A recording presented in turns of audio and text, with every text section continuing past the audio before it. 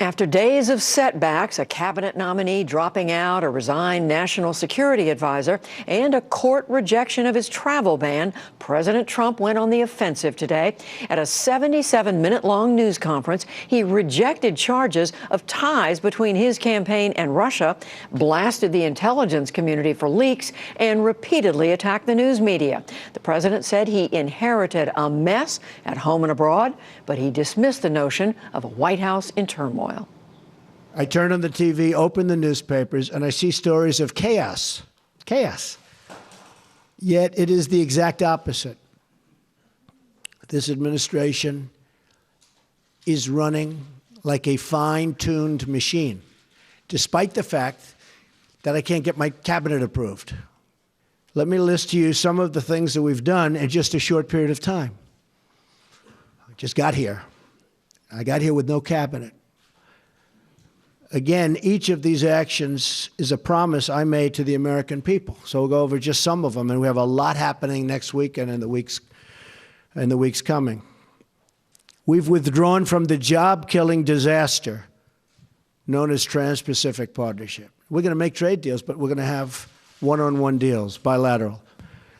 We've undertaken the most substantial border security measures in a generation to keep our nation and our tax dollars safe, and are now in the process of beginning to build a promised wall on the southern border. The price is going to come down just like it has on everything else I've negotiated for the government. And we're going to have a wall that works. We're not going to have a wall like they have now, which is either non-existent or a joke. We've begun preparing to repeal and replace Obamacare. Obamacare is a disaster, folks. It's a disaster. You know, you can say, oh, Obamacare. I mean, they fill up our rallies with people that you wonder how they get there, but they're not the Republican people that our representatives are representing. So we've begun preparing to repeal and replace Obamacare and are deep in the midst of negotiations on a very historic tax reform to bring our jobs back. We're going to bring our jobs back to this country, big league. It's already happening, but big league. I have kept my promise to the American people by nominating a justice of the United States Supreme Court, Judge Neil Gorsuch, who is from my list of 20 and who will be a true defender of our laws and our Constitution. Highly respected. Should get the votes from the Democrats. You may not see that, but he'll get there one way or the other. This last month has represented an unprecedented degree of action on behalf of the great citizens of our country. Again, I say it, there has never been a presidency that's done so much in such a short period of time. And we haven't even started the big work yet. That starts early next week. The president also faced repeated questions about Russian contacts with officials in his campaign and about firing National Security Advisor Mike Flynn. The Washington Post reported this evening Flynn denied to the FBI last month that he discussed lifting sanctions with the Russian ambassador, but intercepted communications indicate he did. Mike Flynn is a fine person, and I asked for his resignation. He respectfully gave it. He is a man who there was a certain amount of information given to Vice President Pence, who's with us today, and I was not happy with the way that information was given. He didn't have to do that because what he did wasn't wrong. What he did in terms of the information he saw, what was wrong was the way that other people, including yourselves in this room, were given that information. Because that was classified information. It was given illegally. That's the real problem.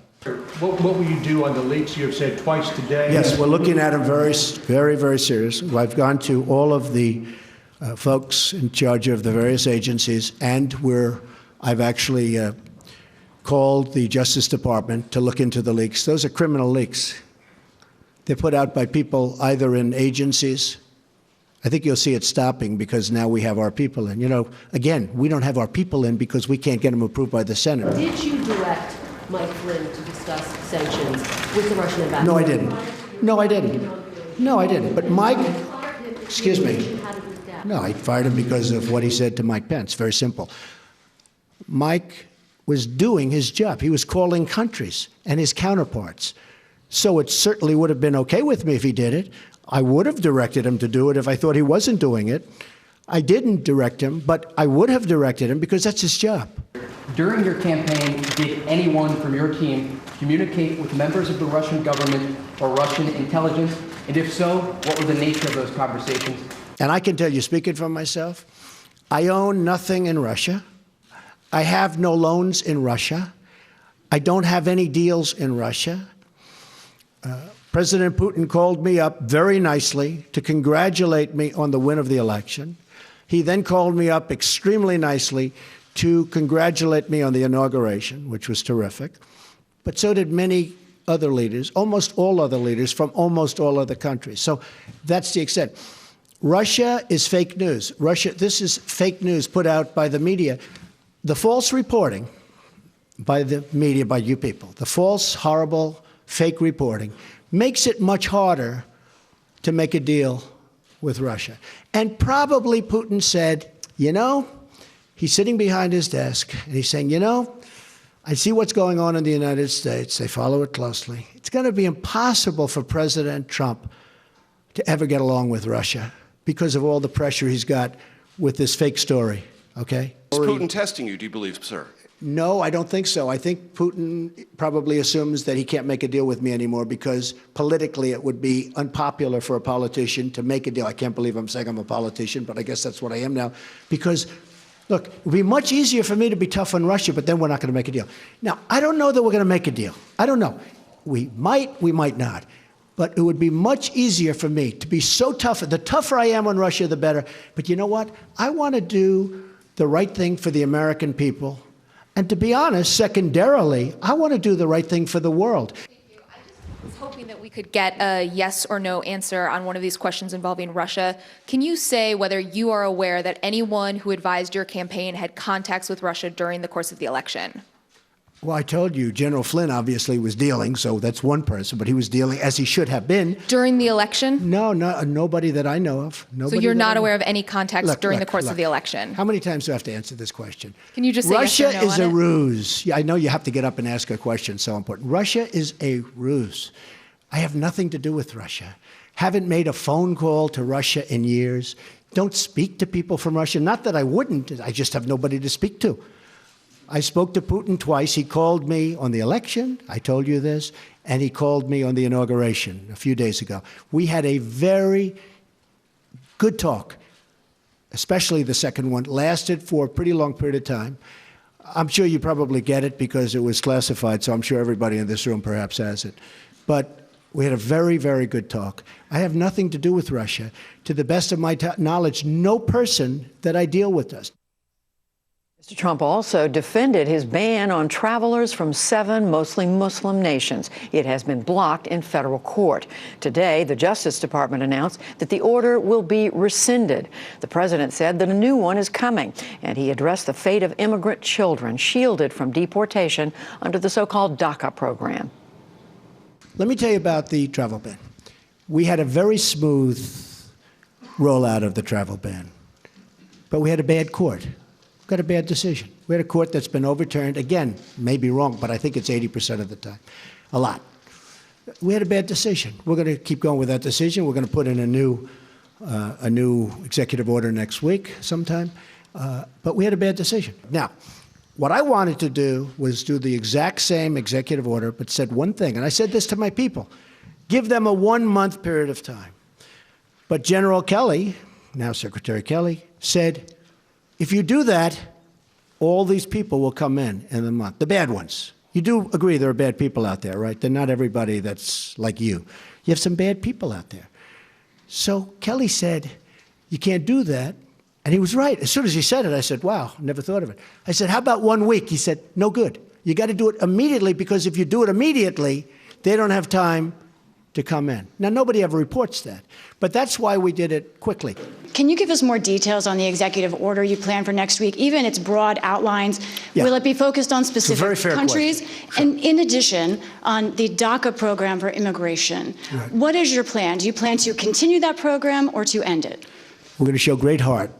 Daca is a very, very difficult subject for me. I will tell you. To me, it's one of the most difficult subjects I have, because you have these incredible kids, in many cases, not in all cases. In some of the cases, they're having Daca and they're gang members and they're drug dealers too. But you have some absolutely incredible kids, I would say mostly. They were brought here in such a way. It's a very, very tough subject. We are going to deal with Daca with heart. I have to deal with a lot of politicians, don't forget. And I have to convince them that what I'm saying is right. And I appreciate your understanding on that. But the Daca situation is a very difficult thing for me. Because, you know, I love these kids. I love kids. I have kids and grandkids. And I find it very, very hard doing what the law says exactly to do. And, you know, the law is rough. I'm not talking about new laws. I'm talking the existing law is very rough. It's very, very rough. As far as the new order is going to be very much tailored to what I consider to be a very bad decision. But we can tailor the order to that decision and get just about everything, in some ways more. But we're tailoring it now to the decision. We have some of the best lawyers in the country working on it. And the new executive order is being tailored to the decision we got down from the court. Okay? On Russia and other topics, the president's scorn of news coverage was on full display. He insisted news organizations are giving a skewed, negative view of his actions and are woefully out of touch with the country. Many of our nation's reporters and folks will not tell you the truth and will not treat the wonderful people of our country with the respect that they deserve. And I hope going forward we can be a little bit different and maybe get along a little bit better if that's possible. Maybe it's not, and that's okay too. Unfortunately, much of the media in Washington, D.C., along with New York, Los Angeles in particular, speaks not for the people, but for the special interests and for those profiting off a very, very obviously broken system. The press has become so dishonest that if we don't talk about it, we are doing a tremendous disservice to the American people. Tremendous disservice. We have to talk about it to find out what's going on, because the press, honestly, is out of control. The level of dishonesty is out of control. And I'll tell you something. I'll be honest, because I sort of enjoy this back and forth, and I guess I have all my life, but I've never seen more dishonest media than, frankly, the political media. I thought the financial media was much better, much more honest. But I will say that I never get phone calls from the media. You said that the leaks are real, but the news is fake. I guess I don't understand. It seems that there's a disconnect there. If the information coming from those leaks is real, then how can the stories be fake? No, the reporting is fake. And if I may ask, I just want to ask. Jim, you know what it is? Here's the thing. The public isn't, you know, they read newspapers, they see television, they watch. They don't know if it's true or false because they're not involved. I'm involved. I've been involved with this stuff all my life, but I'm involved. So I know when you're telling the truth or when you're not. I just see many, many untruthful things. And I'll tell you what else I see. I see tone. You know the word tone. The tone is such hatred. I'm really not a bad person, by the way. No, but the tone is such, I do get good ratings, you have to admit that. The tone is such hatred. You look at your show that goes on at 10 o'clock in the evening. You just take a look at that show. That is a constant hit. The panel is almost always exclusive anti-Trump. The good news is he doesn't have good ratings. But the panel is almost exclusive anti-Trump. And the hatred and venom coming from his mouth, the hatred coming from other people on your network. Now, I will say this. I'm actually having a very good time, okay? But they'll take this news conference. Don't forget, that's the way I won. Remember, I used to give you a news conference every time I made a speech, which was like every day. Tomorrow, they will say, Donald Trump rants and raves at the press. I'm not ranting and raving. I'm just telling you, you're dishonest people. But I'm not ranting and raving. I love this. I'm having a good time doing it. But tomorrow, the headlines are going to be, Donald Trump rants and raves. Look, I want to see an honest press. I started off today by saying that it's so important to the public to get an honest press. The public doesn't believe you people anymore. Now, maybe I had something to do with that. I don't know. But they don't believe you. If you were straight and really told it like it is, as Howard Cosell used to say, right? Of course, he had some questions also. But if you were straight, I would be your biggest booster. I would be your biggest fan in the world, including bad stories about me. But if you go, as an example, you're CNN, I mean, it's story after story after story is bad. I won. I won. The president went on to say this is going to be a bad question before calling on reporter April Ryan of American Urban Radio Networks. When you say the inner cities, are you going to include the CBC, Mr. President, in your conversations with your urban agenda, your inner city agenda, as well as? Am I going to include? Are you going to include the Congressional Black Caucus and the Congressional Well, Hispanic I would. Caucus? I tell you what. Do you want to set up the meeting? Do you want to set up the meeting? No. Are they friends of yours? I'm just a reporter. No, set up the meeting. I know some of them, but I'm sure Let's they're go. Set up right a now. meeting. I would love to meet with the Black Caucus. I think it's great, the Congressional Black Caucus. I think it's great. I actually thought I had a meeting with Congressman Cummings, and he was all excited. And then he said, oh, I can't move. It might be bad for me politically. I can't have that meeting. I was all set to have the meeting. You know, we called him, and he was all set. I spoke to him on the phone.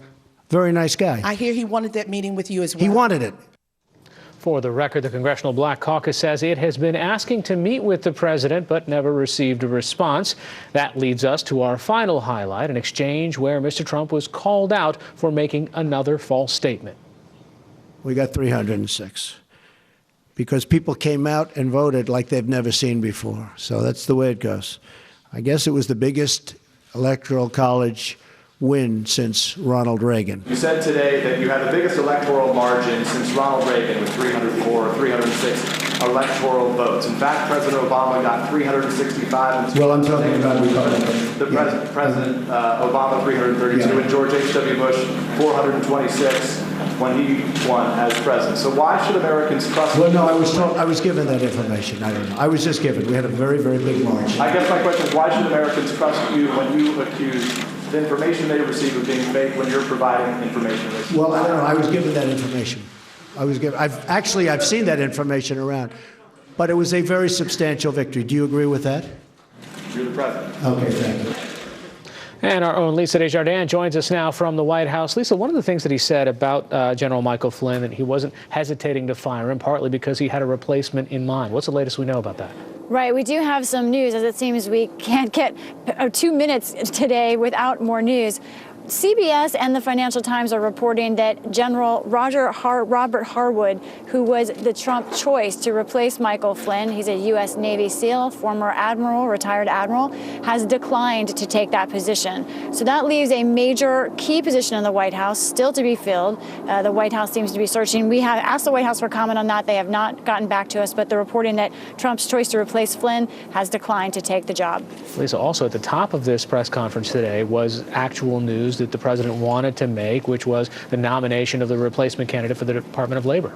Another name, another very important name that was overlooked today, Alexander Acosta, is the man who Mr. Trump would like to lead the Labor Department. We know a lot about him. He has quite a pedigree. In fact, he has served himself as a U.S. attorney. He also was the first Hispanic to serve as an assistant attorney general covering civil rights. Also, he was on the National Labor Relations Board. That in particular is important because that's his main qualification, as far as we know, for this labor job.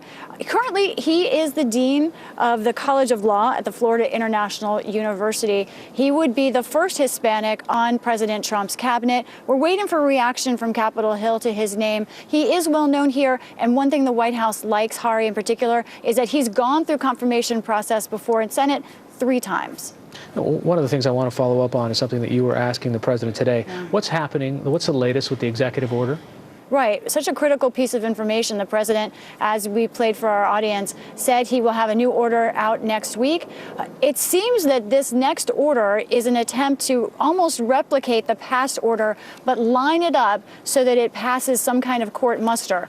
And it also seems, reading between the lines, and I have one source indicating that they haven't figured out exactly how to do that yet. That's why it hasn't been released yet. The White House still designing this executive order. But pay attention to Mr. Trump's words today, Hari. He also said that this is extreme vetting, that they had to move up more quickly because of the Ninth Circuit ruling. So this is something they were looking at more long term, that they seem to be incorporating into an executive order next week. It doesn't seem like it's all the way fully baked, but it's going to be significant when it comes. Lacey, finally, why did they have this today? Why did they have this press conference briefly? I think there were a lot of reasons, obviously just the headlines themselves and the White House struggling to respond to them. They wanted to get the president out himself to do it. But there's also a sense in this White House that the president does best on his feet in these kind of very engaging formats. And you could tell, he said himself as we played, he was enjoying the back and forth with the press. So it was a lot of that. Lisa Desjardins joining us from the White House. Thanks so much. You got it.